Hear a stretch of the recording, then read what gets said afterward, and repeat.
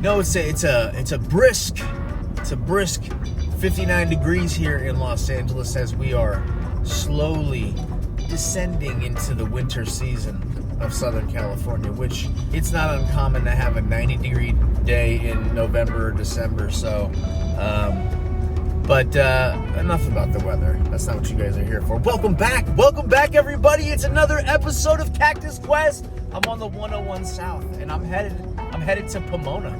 I'm going to meet up with a guy named Jeremy. He goes by Trichocereus on Instagram. We're doing a little trade. He's buying a pot, and then I'm gonna trade him for a plant, possibly, or whatever, and we'll check out his collection. He's super duper into Trichocereus, and this is something that's fascinated me for a while. Anyway, I hope you enjoyed the video. If you're not subscribed, make sure you definitely subscribe to the channel. If you are subscribed and you haven't hit the notification bell, what are you doing? Hit the notification bell so you know what I'm doing, so you can see the videos as they drop. I know I've been starving you guys. I know I haven't dropped a lot of videos lately. Yeah, I got 3 kids, and I gotta tell you, 3 kids, 3 businesses, juggling everything, and sometimes it gets a little tricky. My wife got COVID. Everybody else got sick. Somehow magically we didn't get COVID. I still, knock on whatever, I don't really, I haven't got COVID. I can't believe it, but, we'll see how it goes. So, let's hop into the video.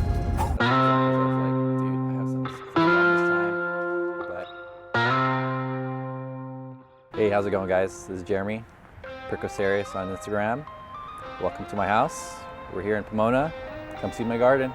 Thank you so much for having me out, dude. I've been following you now, I think probably for about 2 years, and checking out your plants. Like, I know you brought in a whole collection of columnar stuff to Inner City. Oh yeah. And I've been thinking, I'm like, man, I wanna, because I haven't done any videos with anybody that is like Trichocereus focused, which obviously you are. Sure. And it's something that fascinates me because, as I mentioned before we started rolling, like so many of these plants, like so many of the names of the strains of Trichocereus, they remind me, it's like walking into a dispensary. They're like, oh, we got the Sharks Blue, we got the, OG Bubba or whatever it is. Like it reminds me of weed strains. So I'm stoked to be able to link up with you and to be able to share with everybody at home watching and give a little insight to what is going on in the world of the Tricho collector. And you got the super sick Trichocereus shirt. Who did that shirt? Trichocereus NZ. That's awesome. It's a cool Shout shirt, out to Trichocereus NZ. Right. Is that New Zealand? Yep. Yeah, he's a cool guy. So cool. There's a lot of collectors. Shout out to everybody down under collecting cactus. So tell me a little bit about what you got out here. So, we've been here at this house for about 4 years now. Okay. And I really didn't start collecting till 3 years ago. And, I was doing a couple plants from Home Depot and all that stuff. And then one of these Facebook groups just kind of just popped up and said, like, hey, columnar cactus, Trichocereus, I started looking at it, and I think the reason that it really pulled me in was I came from a lot of like car collecting and modifying cars. The thing with Trichocereus is, for whatever reason, the hybridizing and the intermediate stuff between different types of Pachinoi, Brugessia, Peruvianus, all that stuff, they all kind of change. The morphology changes, the phenotype changes just a little bit, just enough for someone that has kind of like a really good memory when it comes to seeing things. Some of that stuff just makes a difference. Yeah. So once I found that group, and then they had a meetup out here in Riverside at the Europa Discovery Center. Yeah. That was the first time I met anyone there that was really collecting any of them. And the guys there and the females, everyone was just really like welcoming. Yeah. The community there was strong. It felt like a car club without all that all that like puffing up and all that a little less ego and bravado. Exactly. Yeah, I feel you. So when it came to these guys, there was just a difference of meeting those people. I think was the biggest difference of just knowing who was collecting, and just seeing the age group. I'm 40, turning 41, and a lot of the collectors are in their kind of the same age range, 30s and stuff. And I think we've all kind of come from collecting. I tell everyone, collecting baseball cards and comic books. Sure, Pogs. Yep, Pogs. And it was all magic cards, all that stuff. It was all around the same time, and I think that kind of reflects the same way we collect these guys. Yeah, the cool thing is that like you could grow your collection as your collection actually grows too. Yeah. So like you buy a car, it's not going to grow into a bigger, better car at some point. You're not going to be able to like, oh, I broke off the side view mirror. Oh, stick it in some pumice and you'll get another Civic. You know what I mean? Like that's not going to happen. Yeah.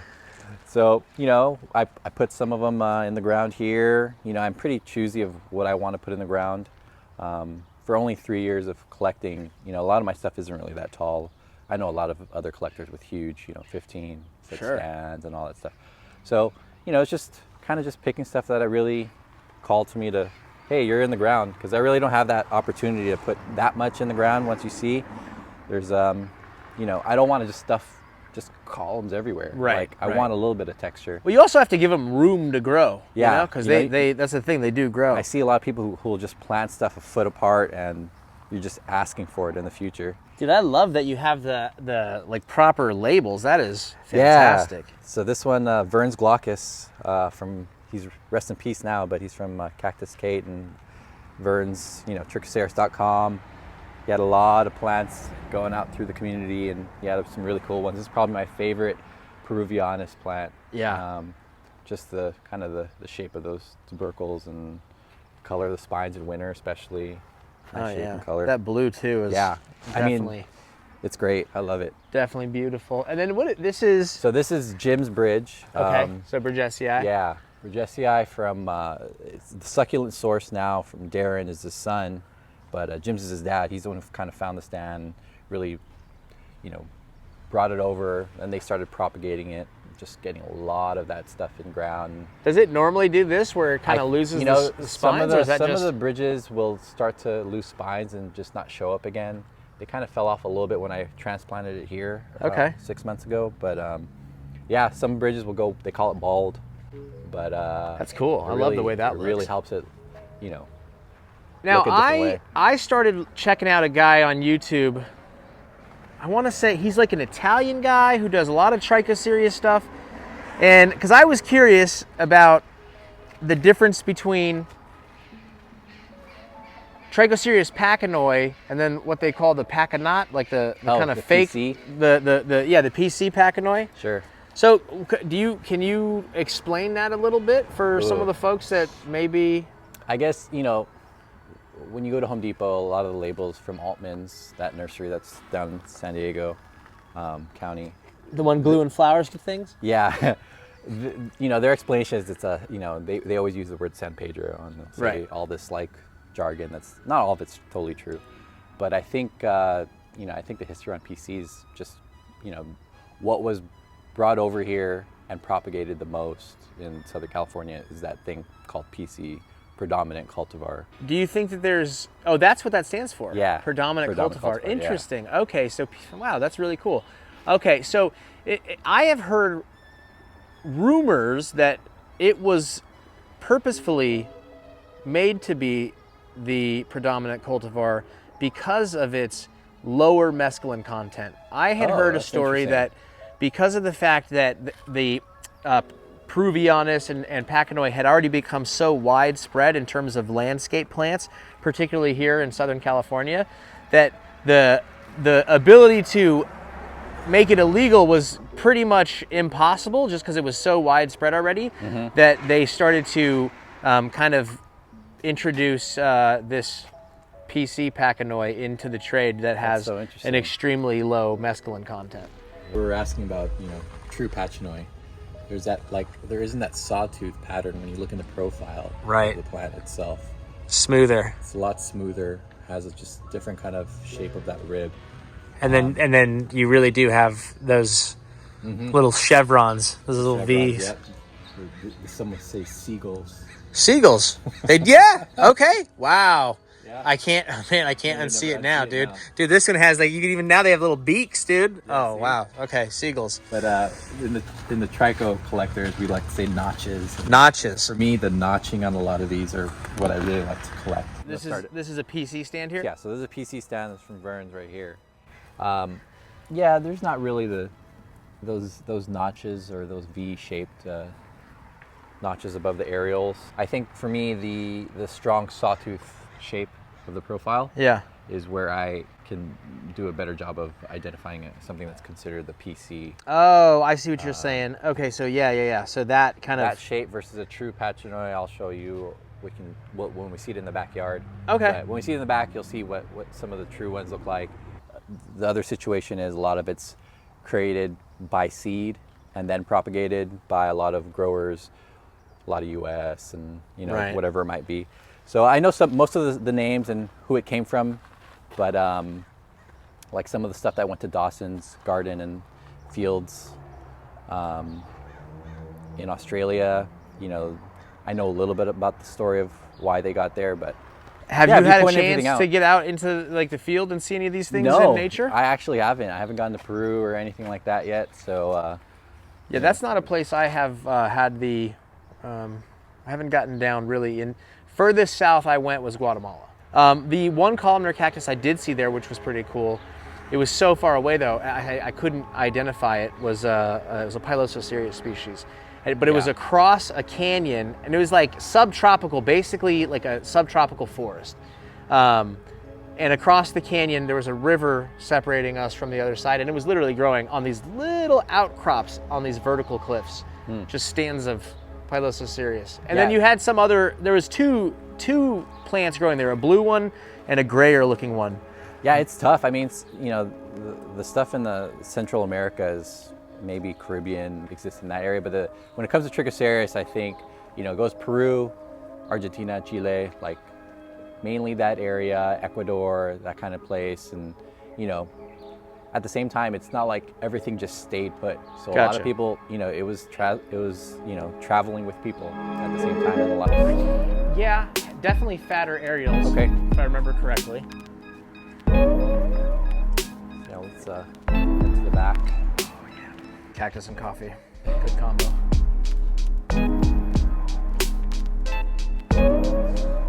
This is uppotting in a household that also has a lot of cactus. So some of those. A lot of people have dirty dishes in the kitchen. Jeremy has fresh seedlings. See what the mess is after the rain. Welcome Oh, here we go. to the backyard. Holy moly, oh my goodness. So here we go. Wow. That's a lot of columnar cacti, dude. That is a lot, right? Oh my goodness. I've definitely utilized the space. This is crazy. I'm surprised. Well, you've seen Trevor's collection, no? No, not yet. Oh, okay. Dude, look at how big those boobies are. My goodness, I've never seen them that big. Look how beautiful they are with the morning dew still on them. And then is this glorp? That is glorp. Good And Lord. it wants to fall over. For sure. Wow.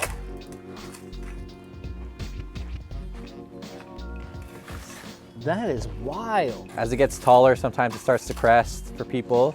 Oh my goodness. So that one there, for whatever reason, just pups profusely. It's a cespitose form of glorp. And then that, well, you can really see the. I'm trying look to think of something that when people see it on film, like a Nerf football, like what size is that thing?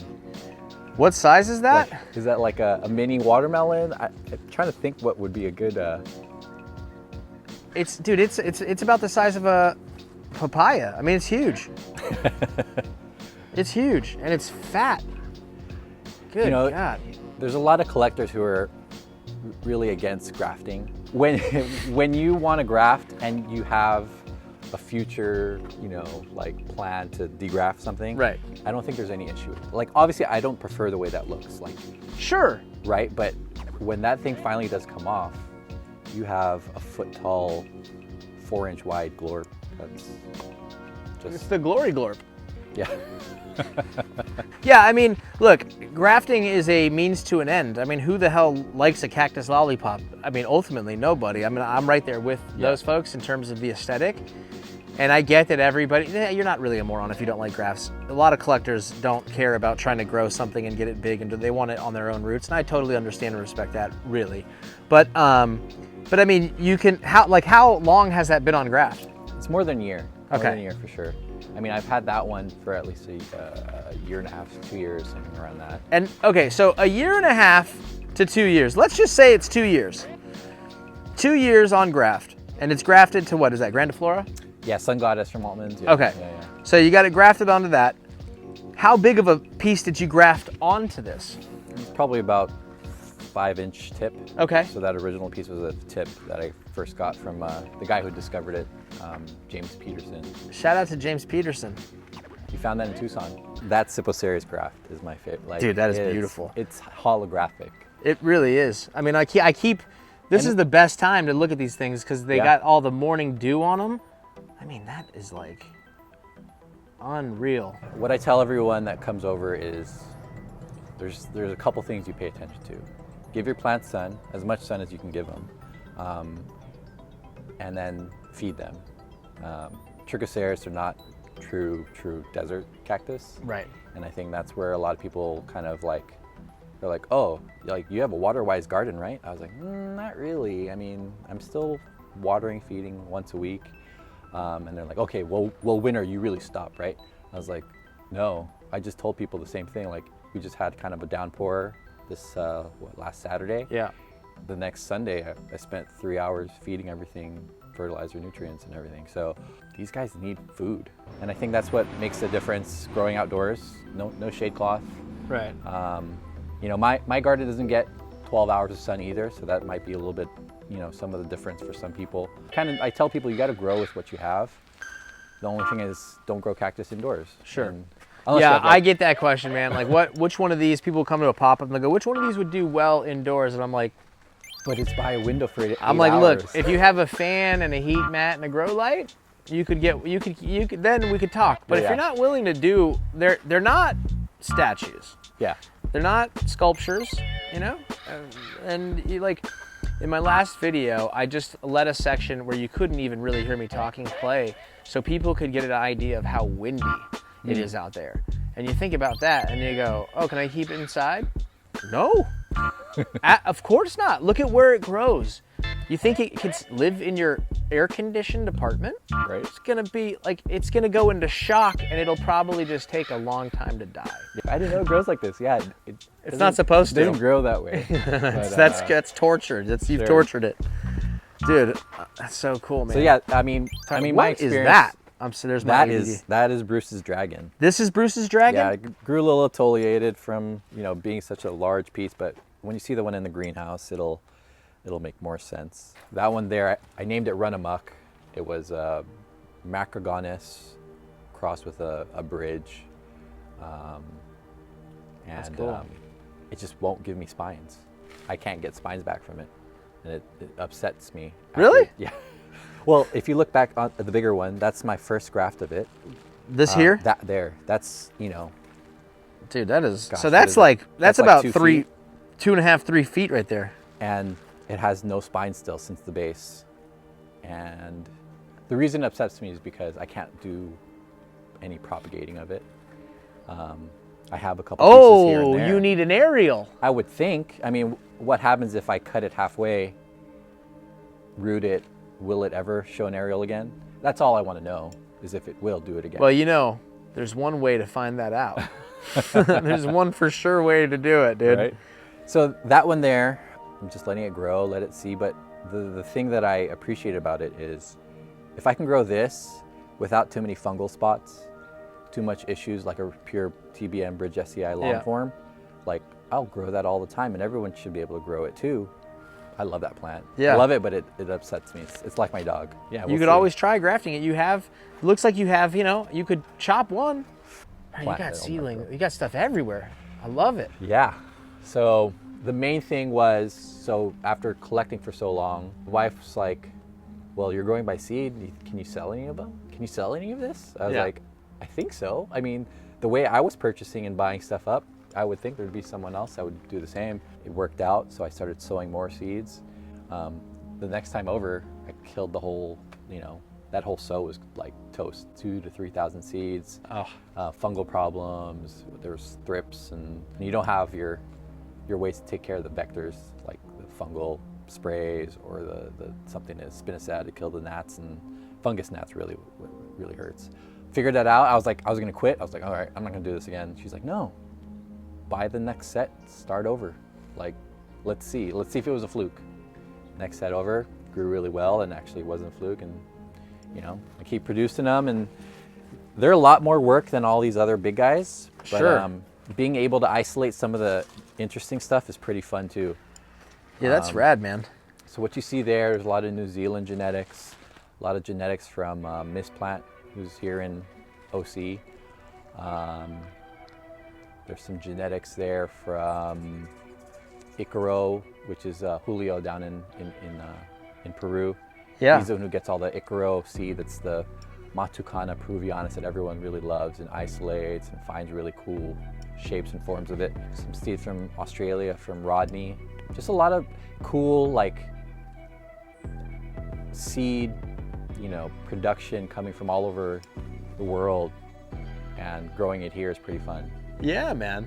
There's a bunch of Chiloenses right there. Yeah, I was just looking at these guys. They're super slow, and I keep saving them forever, and like people always ask me, but I'm just like, Yeah, I know. I have like 3, and people. I have a pretty big one, and a nice, decent sized one, and then a little itty bitty one that was seed grown by a buddy of mine, and yeah, people want them, but I just. Yeah, right. I know. think it's that whole like Atacama thing. Like everyone wants yeah. plants that are from there, and I mean, it's a beautiful. The spines on the Chiloense, it's a really beautiful Yeah. plant. The shorter the spines too, I like. yeah, the short that spines. Scottsburg I have in the front is cool. So that one's a Scottsburg guy from a different stand, a different collection site. On grafted to the Apuntia. The Apuntia, and it's like spines are just nuts, like crazy. So yeah, totally different site. So what is this here? My rooting station. And So, what is it they're sitting in? What is the mix of pure cocoa that? Pure coir, cocoa core. Cure or whatever. Coir. Coir. If it's French, I don't know. So yeah, it's a rooting station. You know, I callus for about a week or 2, and then I put them in there. And usually there's not much water, but I give them a little sip here and there, and I think that medium has been working out better than pure pumice. And that's probably due to the fact that, again, these are more of a montane cactus comparatively to, like, you know, an Areocarpus or something like that. Yeah. You know, where these things are growing in pure grit and, you know, dry as a bone and Sure. very little water. These guys get a lot more water and have, definitely. I imagine, in the mountains of Peru, I imagine that they're going to have a lot more of a organic, rich substrate that they're grown out of. A lot of them bat guano. So is this the scope? Yeah. Scopulicula? I say scopulicola. Scopulicola. I still, like, I'm trying to figure out where did the name come from so I can help understand how to say it, but It's tomato, dude. I say scop. Just Scott for short. Yeah, I'd say scop. I have no idea. But So they is- say Bolivian, the same way Burgessia is Bolivian, also the original main stands I got. Now, is over. this considered to be like a potent Trichocereus? I have no experience in that regard. Okay. But they do say, like, if you hit the Google will say something about it, and they'll put, like, what is it, Keeper Trout's Yeah, notes. keeper. Yeah, I know that guy. He'll say some things about scops, but I think the difficulty there is that they're pretty slow growing. So Yeah, people ask me, like, would you ever eat one of your loaves? I'm like, are you crazy? yeah. You know how fast mushrooms grow? No, never. Yeah, You it's know? like, I don't know. Do You want to donate yours? I'll eat it. Do I really want to cut this blue glaucus thing? You know, they call this one Althea, and they call this one Not Fade Away. Deadheads. They really like to name their cactus. So, yeah. So have you ever taken No. a sip of the tea? No, neither have I. I think it's beneficial. I've met a lot of people who utilize it for PTSD. Yep. One guy had a brain tumor, and he was using it for his medicine, and I think it has a lot of benefits for a lot of people too. So Yeah, that's for sure. we're just waiting. We're waiting it out. You know, I think people are just waiting here in California another 5 years maybe, and we'll. Yeah, We'll I see. can't wait, man. I can't wait to see some beautiful Lophophora at Inner City, you know? Yeah. Right. I mean, I hope that day comes. I think, I don't see why not. I think the concept of an illegal plant is kind of hysterical. I mean, whatever we can do to keep our native population down, right? Yeah. That's pretty much it. So what do you got in the greenhouse? Let's go take a look. Let's do it. Yeah, too large, but Oh, so it's not all trichocereus. You got some turbine carpus over there, Look dude? at those guys. Look at me Oh, man. expanding myself. I like a lot of eulychnias. I try to, promote the idea that there's more than Castanea spiralis. So do you have these in here? Is there any particular reason why these are in here? For slower growth. Okay. So, for slower growth so that I don't see them grow to their full potential. No, I keep a lot of stuff here just because I like staring at it in the greenhouse. Okay. It's a different vibe. Gotcha. I do wish it was larger, but I take what I can with my property, and some of the stuff here, like some of my euphorbias, will stay here because they will absolutely die outside. Yeah, they're kind of melt up for sure. I used to have a no, that's Glochidiata there. I used to have a Schizocantha, and that one died. I just couldn't keep. I tried to keep propagating it. So some of the euphorbia stay here. Some of the other stuff, the shorter things, I keep in here. I don't keep too many gymnos in here. I keep them all on the front porch. Yeah, turbine carpus is one of my favorite. I've really been genus. getting into those just because the flowering, it's like so consistent. Yeah, they will definitely flower a lot. I see you got that beast, dude. This is huge, Things. massive. Look at that Alonso-i. How do you say that one? Alonso-i? Yeah, Yeah. yeah. So yeah, there's the Benekii. Getting ready to flower. Ready to flower. My first. I had it flower when it was a cutting, but I didn't know how to cross it with anything at that time. You've been pretty good about not touching it, I see. Yes, definitely. Oh yeah. The greenhouse is kind of necessary if you want to grow it this way. I mean, you can grow it outdoors and it'll have some of a farina, but I have yet to see one outdoors that can hold it. Oh, that's trippy looking. So where does this occur? They say central Mexico. Central I don't Mexico? know, is that Chihuahua? I don't know if that's, you would know the areas better. I'm curious. I have to. The story I heard was when the rains come, you'll look in the river and it's all white, and people will be like, "Oh, what's all that white stuff?" And it was all the farina falling off the. Interesting. The I wonder then what it. That's interesting. I'm gonna have to research this because I'm curious at what they look like in situ. I wonder how it works. I'm curious. I mean, I've seen the stand over at at Morton's, and it's kind of goes a little bit prostrate. It can't hold itself up that high. But it's. I wonder if they're that white in the desert or wherever they grow. I mean, that's the one thing. Like, I don't think that can grow that way out with wind and water. It would seem like it certainly couldn't. You would think it couldn't be that pristine. So how the plant says, "I'm going to make this much farina," knowing that it's going to come off and slough off, is really interesting. And even just if you look at that, like, how are you photosynthesizing through all that? There's not a lot of green. Well, I mean, I'm sure, but like with anything, I mean, the Glophophora fricii that we saw almost had like a waxy. The plants that were growing fully exposed had like a waxy coating on them. So I think it helps to reflect some of that harsh UV, but I don't know necessarily that is like. I don't think it's like blocking it completely. So I would imagine that some of the sunlight is still penetrating through that to some degree. Sure. I know nothing about that plant. Now I've got questions. That's how it starts. Yeah, right. I think it's gonna go in your pot. Oh my gosh. So this is the one you just recently got from Mesa Gardens? Yes, sir. Man, that is gorgeous, dude. I like a lot of Copiapoas, but I'm one of the detractors in that, like, everyone's really into them right now, so I stay away. Even though there's no reason for me to do that. I should just collect them because I like that they're kind of growing fat and columnar to some degree, but that takes about 50 years to see it look that way. Yeah, I mean. And this is 1992. I mean, that's a 30-year-old plant right there, and it's in my greenhouse, so. Yeah, it's really pretty.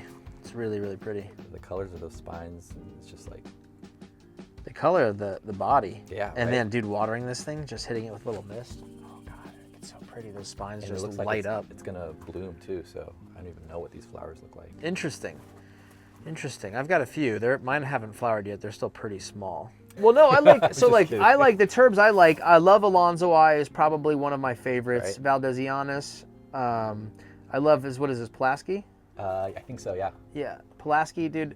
Warreneggi, Klinkerianus, Swarzii, all those. I love this morphology. Yeah. This napiform morphology with these weird, thick, kind of almost peduncle-esque spines that get woody and fray out. I love them, dude. The colors of them and everything. Holy hell, man. This is really rad.